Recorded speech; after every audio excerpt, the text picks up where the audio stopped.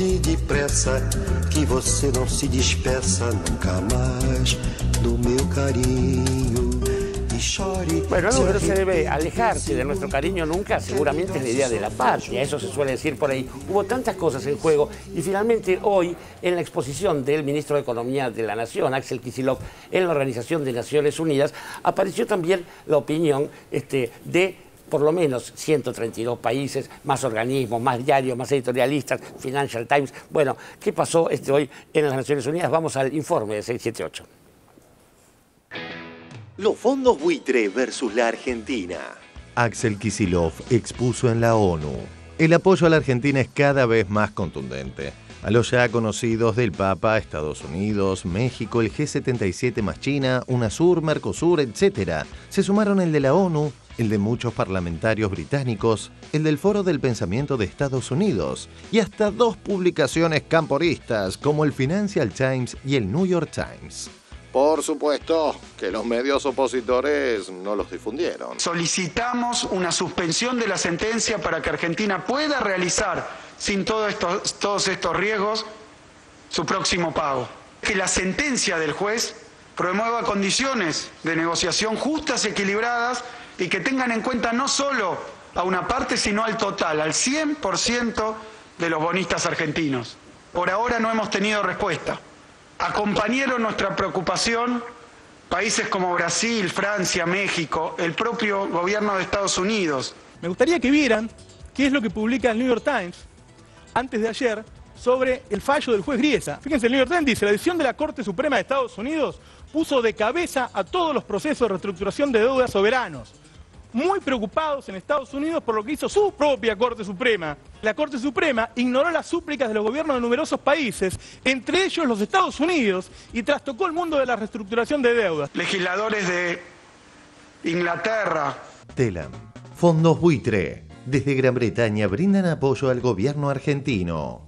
Un grupo de parlamentarios, economistas, periodistas, sindicalistas, activistas y catedráticos británicos se manifestaron a favor de la postura argentina contra los holdouts al presentar una declaración de solidaridad con Argentina contra los fondos buitre en la embajada de nuestro país en Londres. Uruguay, Bolivia, foros como el Fondo Monetario Internacional, el Mercosur, UNASUR, CELAC, G77, G24, expertos como Joseph Stiglitz, Rubini, Ann Kruger, Ha-Hu Chang, Mark Weisbrot, hoy mismo Martin Wolf en el Financial Times. Con Martin Wolf, él es un periodista, uno de los principales columnistas de Financial Times, y en la última edición el periodista le dedicó una columna a la batalla judicial que siguen los fondos buitre contra la Argentina en los Estados Unidos. Advirtió que la demanda contra el país representa una extorsión respaldada por el Poder Judicial estadounidense. En su columna titulada "Defender a la Argentina de los buitres", Cefas Lumina, José Antonio Campo, hace poco también en prensa internacional. Euroclear, Fintech, el Banco de Nueva York, los bonistas del canje, la Clearing House, la Caja de Valores de Argentina. Pero la preocupación no alcanzó, porque el fallo está ahí y esto va a ocurrir el 30 de junio. En ámbito.com, para ONU, el fallo por los buitres puede traer consecuencias para el sistema financiero internacional. Voy a leer por último las palabras del presidente de Uruguay, José Mujica. Tiene relación con el hallazgo de Vaca Muerta, porque lo que van a querer negociar es comerle el petróleo a la Argentina por nada. Y van a terminar planteando que paguen la deuda con esos recursos naturales. Lo que dijo el presidente Mujica hace reflexionar a nuestro país, hace reflexionar a este foro y además a la Argentina ya le pasó. La deuda externa que se inició con la dictadura militar terminó en el saqueo de los recursos argentinos por nada y terminó en la peor de las crisis sociales. No podemos permitir que esto vuelva a ocurrir. Argentina pagó, Argentina quiere seguir pagando en condiciones razonables, en condiciones posibles, pero estamos ante una situación donde no nos dejan. Muchas gracias. Hemos visto durante estos días cómo los medios opositores invitan a economistas que nos hundieron con sus recetas en el 2001 para que critiquen al gobierno por las deudas heredadas.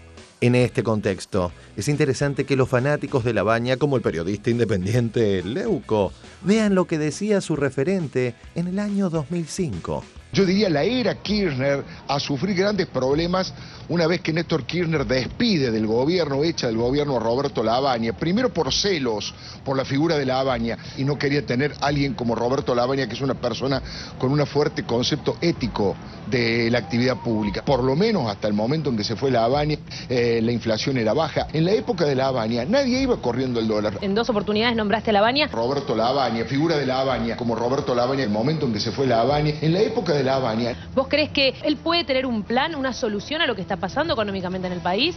Sí, no tengo duda, y no solamente Roberto Labaña, lo digo cualquier otro ministro profesional. Roberto Labaña, Roberto Labaña, Roberto Labaña. DERF, Agencia Federal de Noticias, en enero de 2005. Labaña reiteró que la oferta a los acreedores no será notificada y que los que no entren no podrán cobrar. Hemos sido traslúcidos en cuanto a los principales factores de riesgo que enfrentan quienes no ingresen al canje. Por un lado, la deuda no canjeada puede permanecer indefinidamente en cesación de pagos. Por el otro, la ya baja liquidez de estos bonos en default en el mercado puede disminuir todavía más en la medida en que los mercados sean o pierdan profundidad. Como en todo proceso de reestructuración, habrá quienes opten por otras vías, quizás la judicial. Ante esa alternativa, el país habrá de llevar adelante una política que no será solo de defensa pasiva.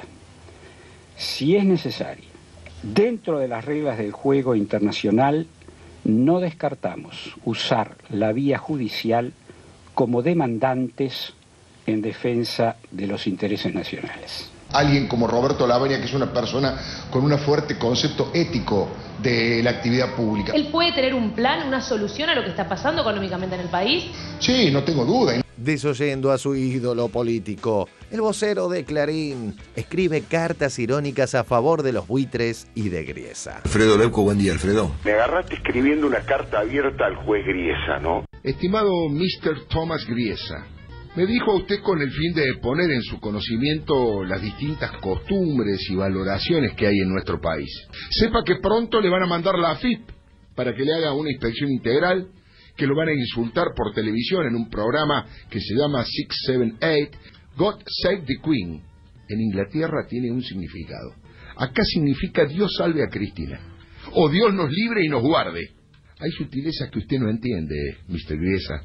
Por eso se atrevió a fallar en contra de nuestro país.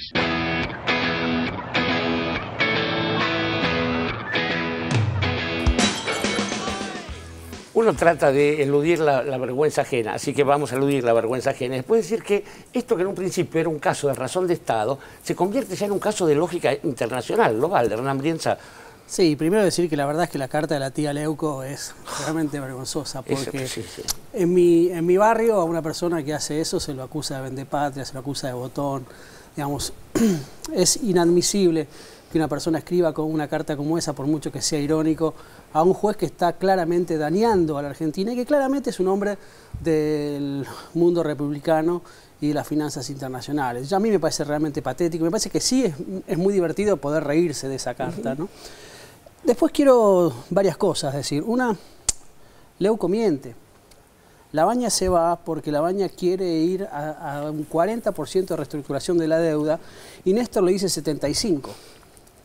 Labaña se bajaba antes de la reestructuración de la deuda.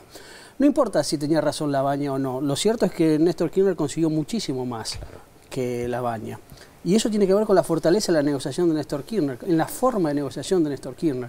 Quien niega eso, sabiéndolo, es cómplice de eso. Entonces, no hay que ser hipócritas. Digo, cuando uno se habla de periodista independiente, uno tiene que decir, bueno, yo quiero atacar a un gobierno porque no me da pauta publicitaria, porque no me gusta, por lo que sea. Pero me parece que hay que sacarse la careta y decirlo de frente, ¿no? Después me parece que el partido muchísimo más grande que este, que es opiniones de señoras gordas del Café Las Violetas, es un partido que se juega entre, digamos, un capitalismo que está pensando desde lo productivo financiero y un capitalismo que está pensando desde la especulación financiera puramente, ¿no? ¿Y por qué se intenta de alguna manera ejemplificar con Argentina? Cuando Kicillof, que quiero recordar, Kicillof tiene 40 años y hay que estar ahí, ¿eh? Hay que estar frente a los dirigentes de ciento y pico de países hablando. Es muy difícil hacerlo, la verdad, es admirable. Pero además hay algo que hay que pensarlo, él lo dijo, ¿no? Ya nos produjo una crisis. ¿Cuál es la crisis que nos produjo? ¿La del 2001? Sí, la del 2001, pero también la del 89. Recordemos que Cavallo iba a Estados Unidos a decir que no ayuden financieramente a la Argentina en el año 89, porque ellos iban a pactar. ¿Cuál era el plan? El plan es poner de rodillas a los países para que después negocien en peores condiciones. ¿De qué manera Argentina fue condicionada para la toma de la deuda externa en el 90 y pico? Vendiendo los activos que tenía. Claro. Argentina vendió Entel, ferrocarriles, todo lo que nosotros ya sabemos. Y ese fue el inicio del 2001. La crisis del 2001 no es una crisis solo por el megacanje, es una crisis que nace en el 89 cuando Argentina vende todas sus empresas. ¿Debido a qué? A que la pusieron de rodillas para que negocie en forma desventajosa. Lo que quieren hacer los fondos buitres ahora es exactamente lo mismo, es tratar de arrodillar a la Argentina para que venda vaca muerta, para que venda cereales, para que venda minerales, la minería de la misma manera que tuvo que vender por 40.000 millones de dólares todo su patrimonio del Estado. Ahora vamos a seguir dialogando con Hernán Brienz y con el resto de los columnistas. Vamos a un brevísimo corte y ya volvemos en 678.